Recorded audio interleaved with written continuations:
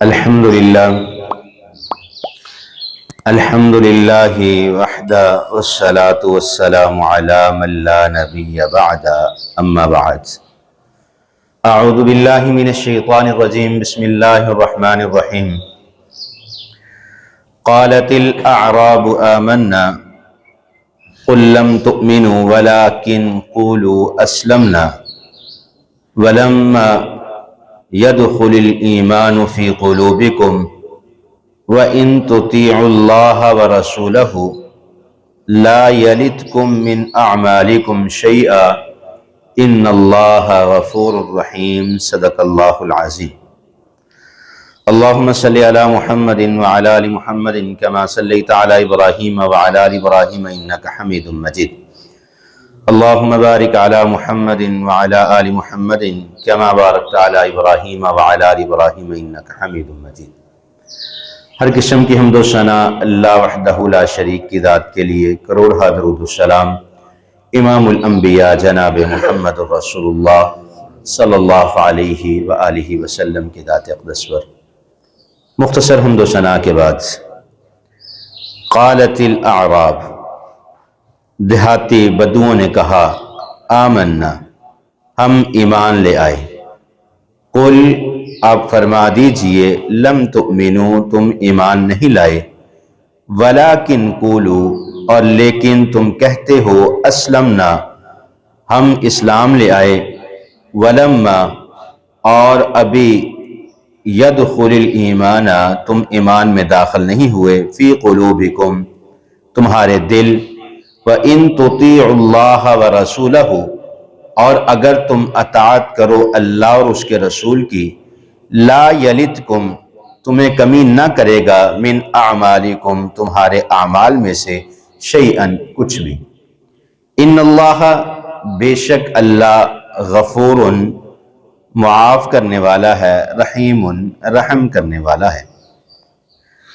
اس آیت کریمہ میں اللہ رب العالمین نے جو ایمان لانے کا تذکرہ کیا ہے، اس آیت کا شان نزول امام بغوی رحمہم اللہ لکھتے ہیں کہ اس آیت کا نازل ہونے کا جو سبب تھا، قبیلہ بنی اسد کے چند آدمی جو مدینہ طیبہ میں شدید قحط سالی کے زمانے میں نبی صلی اللہ علیہ وآلہ وسلم کی خدمت میں حاضر ہوئے اور کہنے لگے، اللہ کے پیغمبر، ہم آپ پر ایمان لائے، کیونکہ یہ ایمان سے واقف نہ تھے۔ صرف صدقات لینے کے لیے جب خشک سالی ہوئی تو لوگوں میں مال تقسیم کیا گیا، تو یہ لوگ جو ہیں رسول اللہ صلی اللہ علیہ وآلہ وسلم سے صدقات لینے کے لیے اپنے ایمان کا اظہار کرنے لگے۔ یہ وہ لوگ تھے جنہوں نے مدینہ طیبہ کے راستوں میں غلاظت پھیلائی اور بازار میں اشیاء کی قیمتوں کو بہت زیادہ بڑھا دیا۔ رسول اللہ صلی اللہ علیہ وسلم کے سامنے آئے اور کہنے لگے، آمنا، ہم ایمان لائے۔ تو اللہ رب العالمین نے وحی کی، نبی صلی اللہ علیہ وسلم سے کہا کہ آپ کہہ دیجئے، قُل لَّمْ تُؤْمِنُوا وَلَٰكِنْ قُولُوا أَسْلَمْنَا، تم یہ نہ کہو کہ ہم ایمان لے آئے، وَلَٰكِنْ قُولُوا أَسْلَمْنَا، بلکہ تم کہو کہ ہم اسلام میں داخل ہو گئے۔ اب ایمان اور اسلام دو علیحدہ چیزیں ہیں۔ ایمان کیا ہے، اسلام کیا ہے؟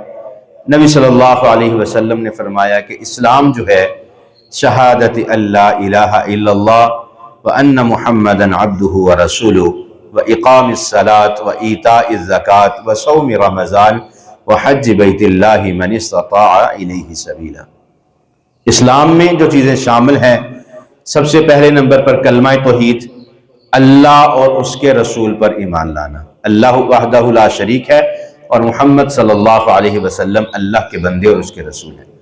وإقام الصلاة، نماز پڑھنا، وإيتاء الزکاة، زکوٰۃ دینا، وصوم رمضان، رمضان المبارک کے روزے رکھنا، وحج بیت اللہ من استطاع الیہ سبیلا، اور اگر اللہ استطاعت دے تو بیت اللہ کا حج کرنا۔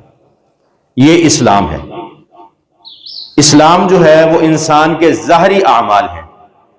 اب جب کوئی بندہ نماز پڑھتا ہے تو یقیناً مسلمان ہے، جو بندہ اپنی زبان سے توحید و رسالت کی گواہی دیتا ہے وہ مسلمان ہے، جو زکوٰۃ دیتا ہے وہ مسلمان ہے، جو رمضان کے روزے رکھتا ہے وہ مسلمان ہے، اگر اللہ استطاعت دے وہ حج کرے تو یہ مسلمان ہے۔ اب ایمان کیا ہے؟ مل ایمان۔ حضرت جبرائیل امین جب نبی صلی اللہ علیہ وسلم کے پاس آئے، معروف حدیث ہے، حدیث جبریل کے نام سے مشہور ہے، جس طرح میں بیٹھا ہوں اس طرح رسول اللہ صلی اللہ علیہ وسلم کے بالکل ساتھ آ کر بیٹھے، رسول اللہ صلی اللہ علیہ وسلم کی رانوں پر اپنے ہاتھ رکھے اور فرمانے لگے مل ایمان یا رسول اللہ صلی اللہ علیہ وسلم، اللہ کے رسول ایمان کیا چیز ہے؟ تو رسول اللہ صلی اللہ علیہ وسلم نے فرمایا آمنت باللہ وملائکتہ وکتبہ ورسلہ والقدر خیرہ وشرہ۔ ایمان، اللہ پر ایمان لانا۔ ایمان کس کیفیت کا نام ہے؟ اقرار باللسان وتصدیق بالقلب وعمل بالجوارح۔ زبان سے اقرار کرنا، زبان سے بول کر بتانا کہ میں ان چیزوں پر ایمان لاتا ہوں، دل کی تصدیق کرنا اور اپنے نیک اعمال کے ساتھ اس کو واضح کرنا۔ ایسے کہہ لیجئے کہ ایمان جو انسان کے دل کی اندرونی کیفیت ہے اس کا نام ہے، اور اسلام جو ہے وہ ظاہری اعمال ہے۔ اب بندہ نماز پڑھے، ہم سمجھتے ہیں کہ یہ مسلمان ہے۔ اب اس کا دل، کیا وہ اللہ پر ایمان رکھتا ہے؟ کیا وہ نبیوں پر ایمان رکھتا ہے؟ کیا وہ ساری کتابوں کو مانتا ہے؟ کیا وہ اللہ کے فرشتوں پر ایمان رکھتا ہے؟ کیا وہ آخرت کے دن کے سزا و جزا کے عمل پر ایمان رکھتا ہے؟ کیا اچھی اور بری تقدیر پر ایمان رکھتا ہے؟ وہ آپ کو اس کے دل کی کیفیت کا نہیں علم۔ تو ایمان اور اسلام، منافق بھی جو ہے ایمان اور اسلام سے پتہ چلتا ہے۔ اگر وہ آپ کے درمیان نمازیں پڑھتا ہے، زکوٰۃ دیتا ہے، روزے رکھتا ہے، حج کرتا ہے، آپ اسے مسلمان کہہ سکتے ہیں۔ اور ایمان، کیا وہ اس کا یہ ایمان ہے کہ اللہ وحدہ لا شریک ہے؟ اگر اللہ کے علاوہ کسی اور پر ایمان ہے، جس طرح عیسائی ہیں، تین کو ملا کر خدا مانتے ہیں، عیسائی جو ہیں، یہودی جو ہیں، یہودی حضرت عزیر کو، عیسائی جو ہیں حضرت عیسیٰ کو نبی مانتے ہیں، رسول اللہ صلی اللہ علیہ وسلم کو آخری نبی نہیں مانتے، وہ لوگ جو فرشتوں کو اللہ کی بیٹیاں کہتے ہیں، اسی طرح دیگر جو اعمال ہیں، وہ بھی لوگ ہیں جو تقدیر پر ایمان نہیں رکھتے، وہ بھی لوگ ہیں جو آخرت کے دن پر ایمان نہیں رکھتے، وہ کہتے بندہ مر کے مٹی ہو گیا، بس ختم ہو گیا۔ تو ایمان اور اسلام دو علیحدہ چیزیں ہیں۔ تو رسول اللہ صلی اللہ علیہ وسلم نے فرمایا جو منافقین تھے وہ رسول اللہ کے ساتھ نمازیں پڑھتے تھے، آپ کی مجلسوں میں بیٹھتے تھے، آپ کے ساتھ ظاہری اعمال میں شامل ہوتے تھے، لیکن اندر سے جو ایمان تھا وہ مکمل نہ تھا۔ تو رسول اللہ صلی اللہ علیہ وسلم نے فرمایا کہ کلم تؤمنوا ولکن قولوا اسلمنا، کہ اللہ نے فرما دیا کہ تم ایمان والے نہیں ہو بلکہ کہو کہ تم اسلام والے ہو۔ ولما يدخل الایمان فی قلوبکم، کیونکہ تمہارے دل جو ہیں وہ ایمان میں داخل نہیں ہوئے۔ تم ہمارے ساتھ نمازیں پڑھتے ہو، ہمارے ساتھ زکوٰۃ دیتے ہو، روزے رکھتے ہو، بیت اللہ کا حج کرتے ہو، توحید و رسالت کی گواہی دیتے ہو، لیکن تمہارے دل ایمان سے خالی ہیں۔ وَإِن تُطِيعُوا اللَّهَ وَرَسُولَهُ، تو اللہ فرماتے ہیں اگر یہ لوگ اللہ اور اس کے رسول کی اطاعت کر لیں، لا یلتکم من اعمالکم شیئا، تمہارے اعمال میں کسی قسم کی کوئی کمی واقعہ نہیں ہوتی۔ اگر تم صحیح معنوں میں اللہ اور اس کے رسول کی اطاعت کر لو گے تو تمہارے اعمال میں کمی واقعہ نہیں ہوگی۔ مطلب اگر اللہ اور اس کے رسول کی اطاعت اور فرما برداری نہ کرو گے تو تمہارے اعمال میں کمی واقعہ ہو جائے گی۔ اب ہمارا عمل بھی بالکل اسی طرح ہے، ہم زبانوں سے اقرار بھی کرتے ہیں، ظاہری اعمال ہم کرتے ہیں، اسلام والے ہیں، لیکن ہمارے دل جو ہے وہ ایمان سے خالی ہیں۔ اب آپ کہیں گے کہ کیسے ہمارے دل ایمان سے خالی ہو سکتے ہیں؟ وہ اس طرح کہ وَإِن تُطِيعُوا اللَّهَ وَرَسُولَهُ، ہم اللہ اور اس کے رسول کی اطاعت اور فرما برداری نہیں کرتے۔ ہم مسلمان تو ضرور ہیں، لیکن ہماری اطاعت اور فرما برداری جتنا ہمارا دل چاہتا ہے ہم اس سے زیادہ نہیں کرتے. یہ بات حقیقت ہے. جو بات ہمیں اچھی لگتی ہے وہ مان لیتے ہیں، اور اللہ ہمیں معاف فرمائے، اللہ ہمیں معاف فرمائے. یہود کا بھی یہی معاملہ تھا. جو چیز انہیں پسند آتی تھی اس کو اپنا لیتے تھے، جو چیز پسند نہ آتی اس کو چھوڑ دیتے اور کہتے جہاد کا معاملہ ہو، دیگر معاملات ہو. حضرت موسیٰ سے بنی اسرائیل نے یہی بات کہی تھی، تم اور تمہارا رب جا کے لڑے، ہم کیوں لڑیں. اسی طرح ہمارے شریعت کے جو اعمال ہیں، جو ہمیں پسند ہے وہ ہم کر لیتے ہیں، جو ہمیں پسند نہیں، ہمیں مشکل لگتے ہیں، ہم چھوڑ دیتے ہیں. اپنی خوشیاں دیکھ لیں، اپنی غمیاں دیکھ لیں، اپنے گھر کے معاملات دیکھ لیں، چھوٹے چھوٹے معاملات، بڑے بڑے معاملات.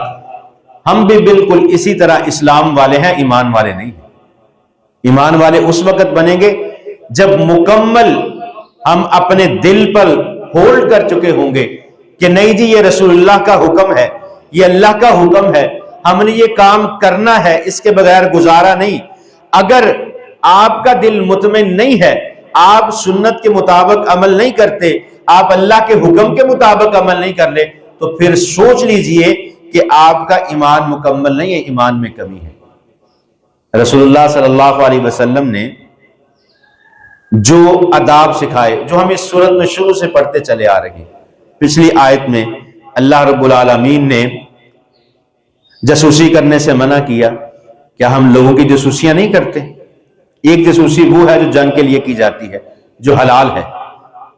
ایک جاسوسی وہ ہوتی ہے کہ ہم اپنے مسلمان بھائی کے عیبوں کو تلاش کرتے ہیں اور ڈھونڈ ڈھونڈ کر تلاش کرتے ہیں کہ اس کے اندر کیا عیب ہے.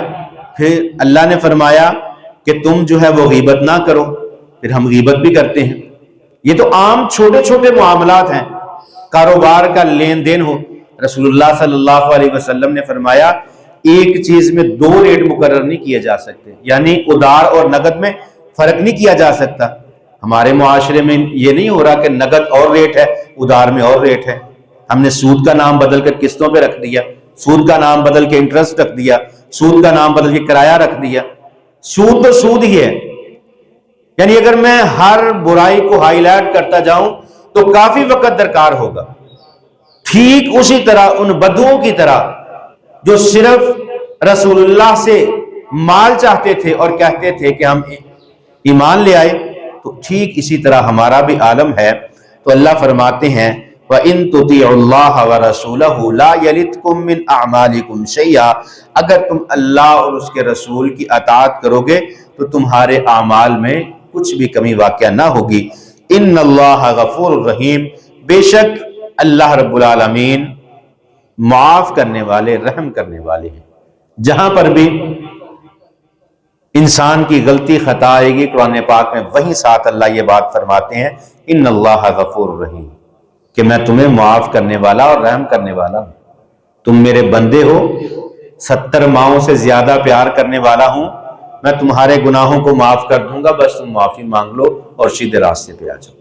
یہ ہمارے لیے کتنا بڑا اعزاز ہے کہ ہم اللہ کی نافرمانی کریں اور بات بات پر اللہ کو ناراض کریں. اللہ پھر ہمیں کہے کہ کوئی بات نہیں، تم آ جاؤ، معافی مانگ لو، میں تمہیں معاف کر دیتا ہوں. اس سے بڑی ایک مسلمان کے لیے، مومن کے لیے، ایمان والے کے لیے اور بڑی کیا سعادت ہو سکتی ہے کہ اللہ رب العالمین ہمیں اس دنیا میں بار بار عام معافی کا اعلان کر رہے ہیں. تو اللہ رب العالمین سے دعا کرتے ہیں کہ اللہ ہمیں صحیح معنوں میں ایمان والا بننے کی توفیق عطا فرمائے. اعمال سے تو ہم اپنے اسلام کو ظاہر کر رہے ہیں، اللہ ہمارے دلوں میں دین کی محبت پیدا فرمائے. وَأَقُولُ قَوْلِي هَذَا أَسْتَغْفِرُ اللَّهَ لِي وَلَكُمْ.